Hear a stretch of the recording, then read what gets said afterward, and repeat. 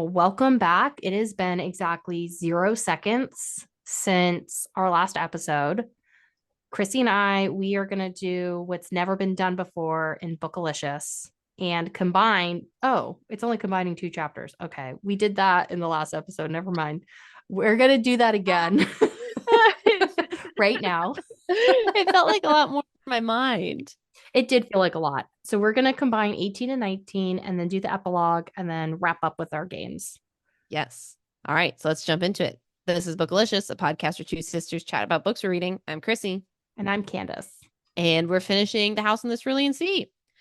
Okay. So chapter 18 and 19. Linus has come back to his home and it's raining as it always has been. He meets his persnickety neighbor. I forget her name, but she's just as intolerable as always and has even pulled up his sunflowers, the one thing he loved, and gave him the receipt for her hard work so he could pay her back. He goes back to work. Things are awful as normal, but he gets called into extremely upper management and they have a question about his final report. So he gives them his final report and it's only a sentence long. And it says that he recommends to keep the orphanage open. And they want to question him about it and say, you don't have any more details. Then they go into this whole long conversation that by the end of it, extremely upper management is like, interesting. Long story short, the orphanage ends up getting, it stays open. So very exciting. Linus becomes very disheartened, I guess, with his work. After seeing all the color on the island, he realizes how dull his life is and also how much meaning it's lacking. So he begins doing some illegal activities, like stealing some of the reports of the orphanages that he's been assigned in hopes to make them better. We don't know what he's going to do with it, but that's his goal. He also realizes that his work is drab and he's trying to inspire people to kind of like find more meaning in their work. No one is inspired. And he says, you know what? I need to go back to the island. So then he goes back to the island unannounced, sees all the children and Arthur. They are at first kind of wary of him, but he apologizes for leaving them, has this whole speech. The children welcome him back with open arms after making a promise to do all these things for him. And then he and Arthur have their own conversation and they live happily ever after. Yes. Yes, yes, yes. Okay, I have a few get a clunes. Ooh. First, yes. The first one is sluicing. And I think it was talking about the rain. The rain was sluicing. I think it's when it's like in the gutter, like rolling down or something. Ooh. Okay, yeah, actually it's tires sluicing water. I don't know if I'm saying that right. Yeah, Sluice. I think sluice. It looks like juice. It does. Sluicing. Oh, it is sluice. It is sluicing. Oh, wow. Oh, that's embarrassing. So it's actually not embarrassing. It looks like sluicing. Okay, so Jewissing. Jewissing. My guitar. Yeah, actually, I don't think there is a word where you'd pronounce the U and the I. Now that you think about it. So sluice was the reasonable guess. Okay, so sluice means to pour, flow, or shower freely. So, okay, there you go. All right, pretty good. Do you have another one? I do. I think I know what this word means, but insolence? Oh, like your insolence. I feel like it means, because I've seen it so many times. I don't know like the exact definition. But if you insolent fool is usually how it's said. And I always take it to be like incompetent, like not good, like idiot, maybe overstepping. Yeah, that's what I was thinking. I was thinking like fool. Okay, insolence. Oh, it's a noun that means contemptuously rude or impertinent behavior or speech. Oh, so it's more rude, not stupid. Yeah. Okay. Okay. I wouldn't have thought of that. I would have thought more stupid or something. Yeah, I didn't think of that either. Okay. Do you have another one? I had a thought later where I was like, does cerulean have a double meaning? I know it means blue, but does it mean anything else? Do you know? I think it just means blue. Yeah. Yeah. Just means blue. All right. Well, they're not all winners. Debunked. Yep. All right. That's all my get a clunes. Okay. So I had a comment about his neighbor who's like complaining about Linus's home because it's like overgrown and all this stuff. And she's like, it hurts the resale value. And she keeps going on and on and on about this. And he's just like, are you planning on selling your home? And she's like, no, why would I do that? And he's like, then why do you care about the resale value? And she's just like, We got a new Linus. yeah, new Linus. And to me, that was like, sometimes people just complain to complain. Yeah, that's definitely his neighbor. Yeah. Yeah. We all The other note that I had was that he got back from the island on Saturday, and then it's like on Sunday he cleaned, he opened the windows, he scrubbed the grout, he mopped. His back was aching by the time he finished. He's like his stomach. He's like he has to eat, and then he's like laundry. He needs to do laundry, and then you find out he still needed to complete his final report. So he's been doing all this to procrastinate. And I was like, that is so relatable. That is so real. I didn't even pick up on that. I kind of thought he was trying to like make his house new kind of thing. Where he's like, I need something. And he's like, maybe I'll find it by cleaning my house. I took it as he is trying to do anything but write that freaking report. I think you're right. And then he writes it, it's one sentence. It's one sentence. He's like, I'm done. I'm out of here. Did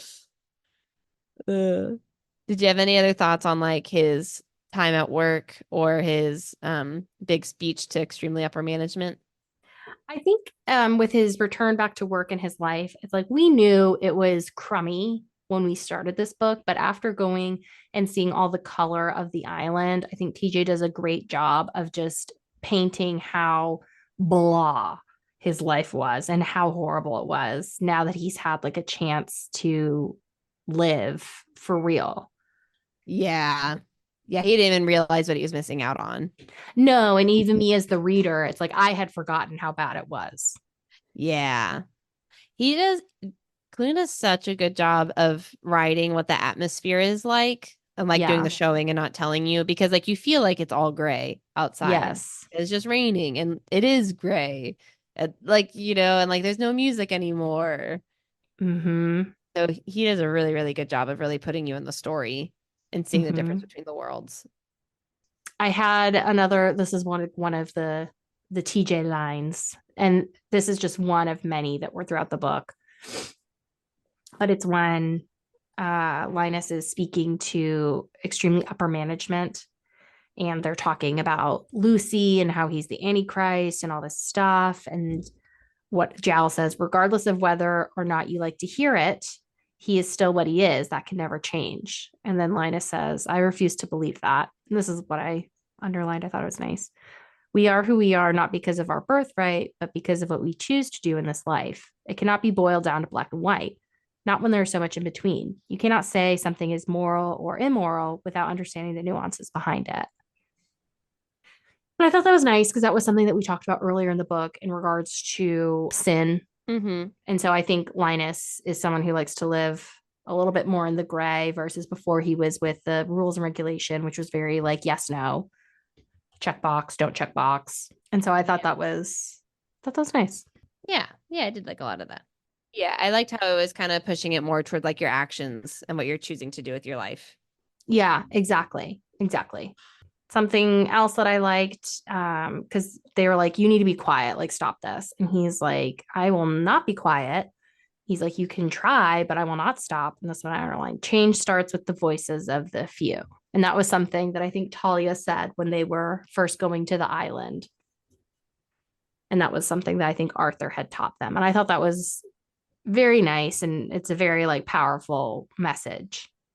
Yeah. Yeah, I thought that was nice too. I think all these things are really, really nice messages. Some of them got a little repetitive, but I thought this last chapter was still really good.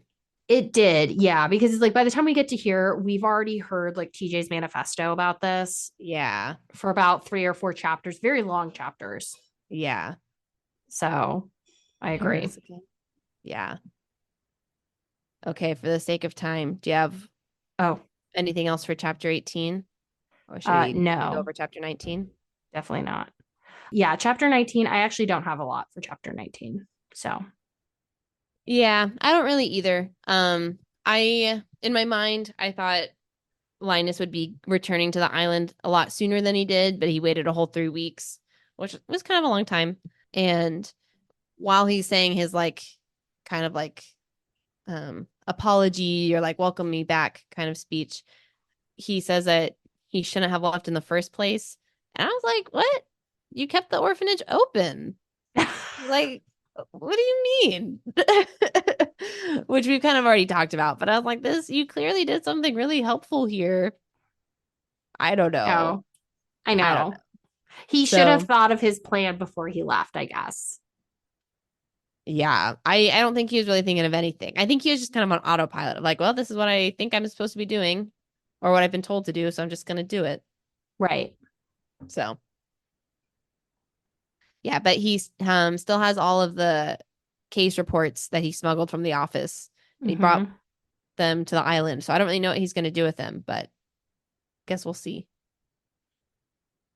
Yeah, we'll see in the epilogue. And the epilogue. All right, are we ready for the epilogue? Um, yeah, I'll just say that I did like the chapter. One thing that I did have a question about is like all these people, like they approved the orphanage after Linus clearly has been fraternizing with the the people there. You know, he's not been following all the rules, but I mean, he made a point that the rules are old and da da da da. Da. And then they went ahead and approved it, and I'm like, I'm still not getting what their goal is. Do they actually want to have good orphanages, or are they just trying to control this population? That's a great point. I, I don't know. Um, yeah. like I don't know if it's maybe clear. maybe he's like the voice of the few and now he's like convincing them. Yeah, I guess so. Or maybe they've just kind of been indifferent. Like they thought they wanted good orphanages, but they really didn't know what that meant. And so Linus is Yeah. here and he's like, here's what it could mean. Look, this beautiful home that he's made. It's not an orphanage. That's one of his points. So that we shouldn't call them orphanages, they're homes. Yeah. I guess that's like another like critique that I would have, which is like again, it's like you have this group of people and it seems like they like flipped on a dime. Maybe they were Yeah. going to approve it anyway. Maybe I don't know. Yeah, you're right. It's like, is it surprising that they approved it? And it does seem kind of surprising, we think. I don't Yeah, because know. TJ made it seem like it was like a big deal. Like it was going to be a Right. big fat no. Yeah. But then just say, yep.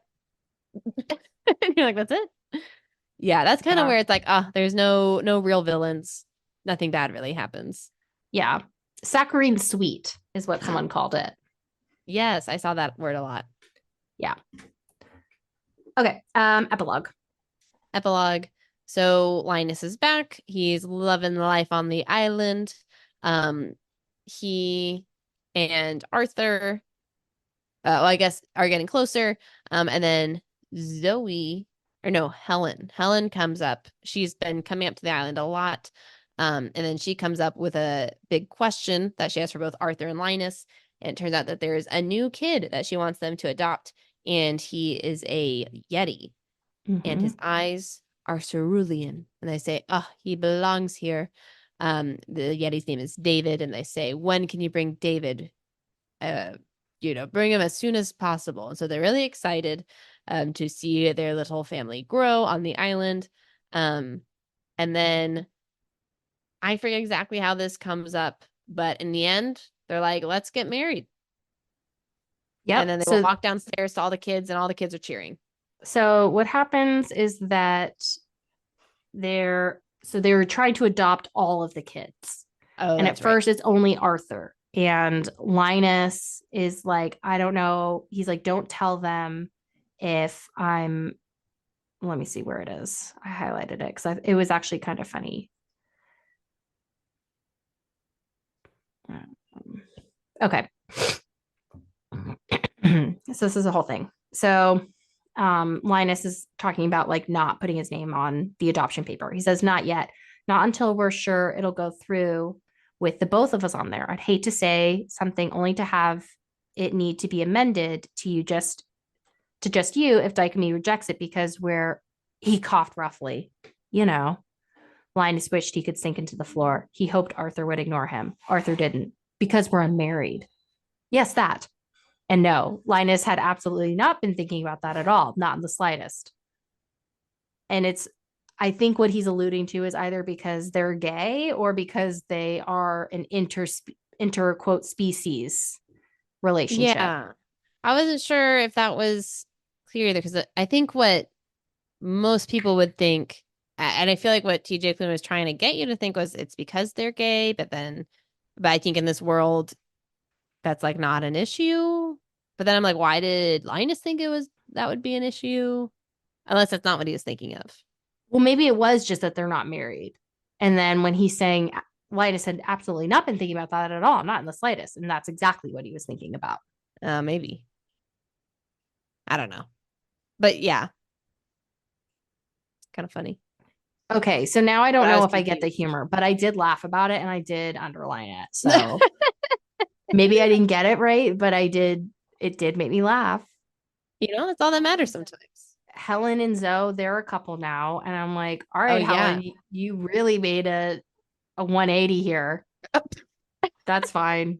Yeah, it kind of came out of nowhere, but yeah. They convert the cellar into a cold box for the Yeti. Cold box. I thought that was nice. Yeah. Some more of that redemption stuff coming up. It was used for evil, now it's used for good. Yeah. And then we find out that Linus was he met a reporter, and so he's going to start leaking some of the bad stuff that Dicamy does to try to infiltrate change. And he used all of his reports to like follow up on the children and make sure that everyone was homed and had a good place. So Linus makes a full redemption arc. Linus makes a full redemption arc. Sorry. Yeah. He's like totally new person by the end of the book. Yeah. And Arthur might even kind of come out soon and also share his experience. Mm-hmm. Also yes. Mm-hmm. Yeah. Okay, so are we ready to do our after books? I think so. I did have one get a Klune. Oh, good. Okay. The word is salacious. Oh, salacious? Salacious lemurs. Yeah, what is it? Salacious, usually it's used in like salacious gossip. It's probably something that's like very dramatic or like very scandalous. Oh, I didn't know that word. How confident are you that's what it means? I was going to say like 100%, but now I looked it up and I don't think I had it quite right. It means arousing or appealing to sexual desire or imagination. So salacious headlines, salacious lyrics. Oh, lustful. I didn't know what that word meant. Okay. You're in the ballpark. I was in the outfield.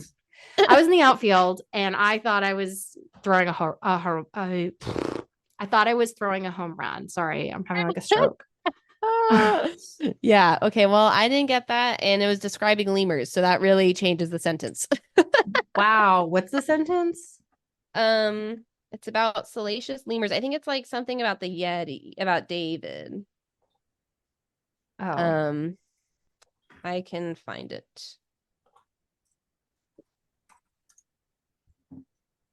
A painting on the wall, that of a lemur in a confoundingly salacious pose that Arthur found inexplicable delight in, was knocked crooked. Oh. Okay. All right, Arthur. Well, this is actually a great segue for one of our games. Oh, what is it? It's our Read It Like Reddit game. Ooh, but do you have anything else on the epilogue that you'd like to share? Nope. Okay. So there's been a few debates on Reddit about this book. And one of them is Arthur creepy or is he cute? Cringe or cute? Kind of like cringe or cute, but creepy, I feel like, is a little different. Okay, so one of the people who said he's creepy said, Arthur is indeed creepy. I think it's an echo of the kind of inexplicable magnetic attraction you find in popular romance novels. Think Bella and Edward from A Twilight. I think that Linus's attraction to Arthur feels very like natural because Arthur's the only person who's ever given Linus attention. That's true. But why does Arthur give Linus attention? I mean, I see why. I think well, I think like Arthur's like initial attraction to Linus is very weird because it's like Linus is just so just blah when he shows up. Hmm. And I But guess mhm. maybe like how he wanted to treat everyone equal and treat them like children and stuff. Maybe that's what attracted him. Yeah. Well, I mean, even you said that you also liked how Linus is just like unashamedly himself. And I think That's that's kind true. of, and I think Arthur also says that we're like, he's like the button. He's just happy, delights that it exists. That's true. That is And- true. There is something very endearing about Linus. Yeah. Yeah. But And so, mhm. I guess what I mean by what I said is that like you don't get that until you've been around him for a little bit. And it seemed like Arthur had not an instant, but a very like quick attraction to him, quicker than I would have Yeah. anticipated. Yeah. I kind of get that. And there's some creepy things we were unsure about him and Lucy sharing a room. That was a little strange. Him and his salacious lemurs is also a little strange. But I would call him eccentric at worst. yeah, okay. A kind of like a See that. kooky, eccentric man who lives on an island with a bunch of children. Don't you know the kind? You know. Would you give him creepy or cute? I think overall cute. There are some things though where I'm like, that's a little weird. Yeah, there's a couple of odd things, odd choices, but overall I would say cute too. Yeah. Okay, ready for the next question? Yep. Next debate is this young adult or is it for adults?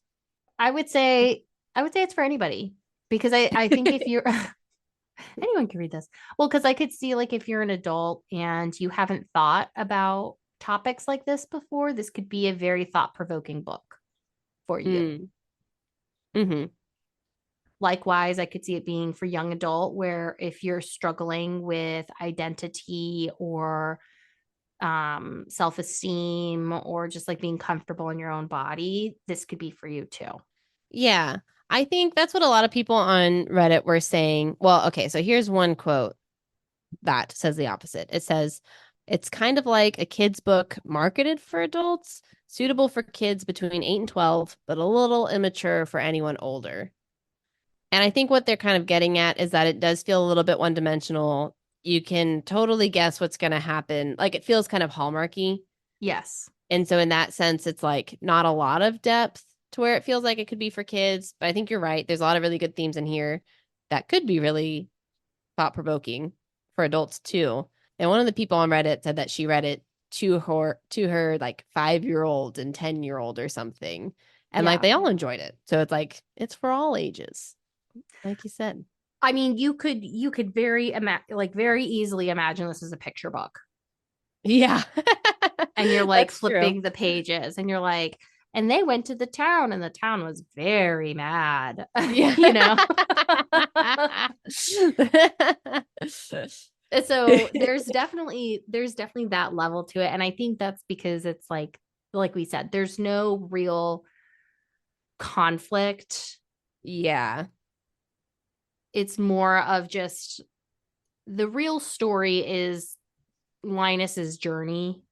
And then you have this other conflict, the subplot, I guess. The subplot is weak, maybe is what I would say about the town.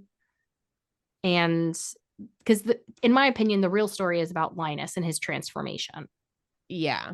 And then you have this parallels like plot going on with Daikami and like the politics and the town. And that whole piece is very blah, Yeah. Yeah. It just kind of feels like underdeveloped or just like so flimsy. flimsy. Yeah. Yeah.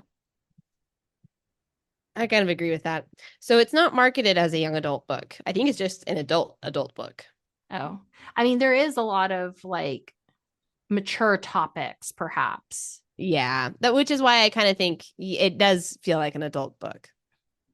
Yeah, but I would also say that a lot of those quote unquote adult topics would go right over your head if you're a Yeah, kid. So, yeah. No more adult than a series of unfortunate events. exactly. Okay. I think this is the last one. Was the book too wholesome or just right? I think you could keep the level of maybe it's too wholesome. Mm. What do you think? I think, yeah, I think a little bit because I think that's where I was feeling like there's not any real conflict.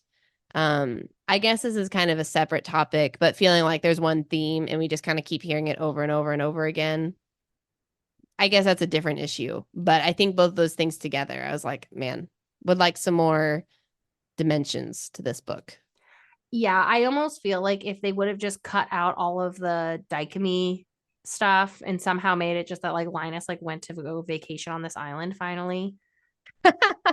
He finally went on a vacation and then he just quit his job and stayed there. Yeah. Something like that. And then we didn't have all these reports and like these weird things about Charles Warner being like obsessed with Arthur. I actually really liked all the reports. And I felt like Daikimi kind of made it make sense. And there is like some sort of established villain that they're kind of trying to change. And it does look Yeah, like it is changing in the end. And I feel like that's kind of important because they're talking about like systems changing too. I guess that's true. I Yeah. think it's the Charles Werner who really kind of threw Daikimi for or like um knocked down Daikimi's evilness, I guess, or just like credibility. And then also how quickly they Credibility. changed. Yes. Those two things made it weaker, I think, I felt the pacing was weird, towards the end. just in general, Oh, because yeah. it's like you'd spend all this time in the forest, and then in one sentence, Helen would go from like scared to dating Zoe. Yeah. And you're like, okay, All right. all right, sounds good. Okay, anything else? Nope, that's it for Read It Like Reddit. Okay, so now we're gonna do a new segment with our bookies. What makes a book five bookies? Yeah, you haven't? I have it. All right. So good message or theme. What would be on a scale 1 to 5? What would you give? I'd give it 4.5. Okay. But there's some things where I'm like, I don't know about that one. Mm-hmm. Mainly about the morality stuff, like we talked about earlier. Mm-hmm. But and I don't know if this would be a separate category, but it's just so repetitive that I would also dock points off. I'm not sure if that's this category or another one. We might have to adjust it. Maybe a So 4. I'll give it a 4. no. Maybe we'll have to adjust some of our bookies Yeah. commentary. So we'll see. Writing style. Oh, I really liked his writing style. That's a 5 for me. I'd give it a 5 too. And I gave his theme a 5 also because I liked it. Yeah. Character depth. Mm, I don't know if he really meant for it to be in depth. Or like how well written are the characters? I don't know, like 3.75. So I want to give him a 5 because Linus and all of them are written so well, but everyone else is written so bad. I can't. So That's I'm where I'm gonna like, give I him, don't think he was trying to write them well. yeah. So I'm gonna give overall a 4. Okay. And you said 3.75. Yeah. Okay. Lands the plane. So did Oh, he end it well? I really liked the ending. 5. I like the ending too. 5. Okay. Well, I guess there's some parts of the ending. Maybe it would be a 4.5, where it's like the Daikimi thing was kind of weird. That Zoe was kind of and weird. Helen, like that was kind of sudden. That was kind of like out of the blue. Yeah, maybe 4.5. Okay. I'm still gonna leave it at a 5 because I read it and my heart was like, oh, and Yeah, and I kind of just read over it. But I do not fault you for those suggestions or those critiques. The last one we had was symmetry slash a multi-layer component. Maybe we can change that to pacing or like general style things maybe. yeah, We kind of already have writing style, we have writing the style. other elements.